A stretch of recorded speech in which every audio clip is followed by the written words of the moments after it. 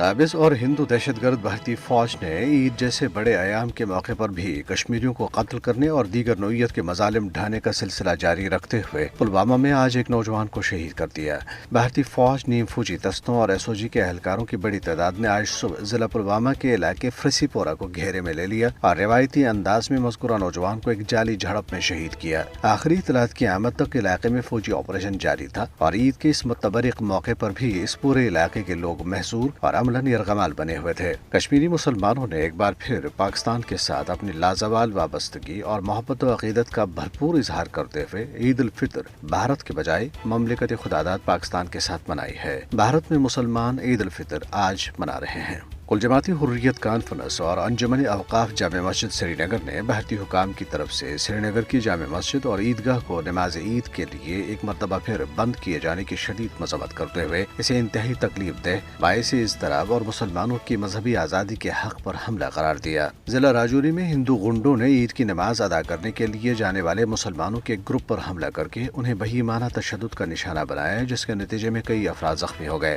P D P صدر محبوبہ مفتی نے اس واقعے کی ایک ویڈیو سوشل میڈیا پر پوسٹ کرتے ہوئے لکھا کہ یہ بات کافی تھی کہ یہ لوگ مسلمان ہیں جنہیں کسی بھی وقت اور کسی بھی جگہ نشانہ بنایا جا سکتا ہے۔ فسطائی بھارتی حکومت نے کشمیری سرکاری ملازمین کو عید کے موقع پر بھی دفاتر میں حاضری دینے پر مجبور کیا۔ قابض انتظامیہ نے اس موقع پر سرکاری تعطیل کا کوئی نوٹیفیکیشن جاری نہیں کیا۔ ایسا پہلی بار ہوا ہے کہ کشمیری ملازمین کو عید کے روز بھی اپنے دفاتر جانا پڑا۔ حریت کانفرنس کے سینئر رہنما آغا سعید حسن الموسمی الصفی نے مسلمانوں کو عید الفطر کی مبارکباد پیش کرتے ہوئے مظلوم فلسطینیوں کے ساتھ یکجہتی اور اسرائیل کے غیر قانونی تسلط سے ان کی آزادی کی دعا کی، جبکہ نیشنل کانفرنس کے سربراہ فاروق عبداللہ نے فلسطین میں جاری اسرائیلی فورسز کے مظالم پر اسلامی ممالک کی خاموشی پر افسوس کا اظہار کیا۔ کشمیریوں کے لیے اپنی شناخت کا تحفظ اور آزادی کے لیے ان کی جدوجہد ایک دوسرے سے جڑی ہوئی ہے اور ہندو فسطائی مودی کا بھارت ان کی اسی جدوجہد کو دبانے کے لیے اب ان کی شناخت مٹانے کے سامان کر رہا ہے۔ کے ایم ایس کی ایک رپورٹ میں کہا گیا ہے کہ بی جے پی اور آر ایس ایس شروع ہی سے اس فسطائی اور ہندو سامراجی سوچ کی حامل رہی ہیں کہ کشمیریوں کی تحریک آزادی کو فوجی مظالم، سیاسی رشوتوں، جبری خاموشی، مصنوعی انتظامات اور پروپیگنڈا سے نہیں بلکہ عددی اور تہذیبی طور پر مغلوب کیے جانے اور علاقے کو قبل از اسلام کی ہندو تہذیب کی طرف واپس لے جانے سے ہی دبایا جا سکتا ہے۔ چنانچہ مودی سرکار اگست 2019 کی آئینی جارحیت کے بعد سے پوری قوت سے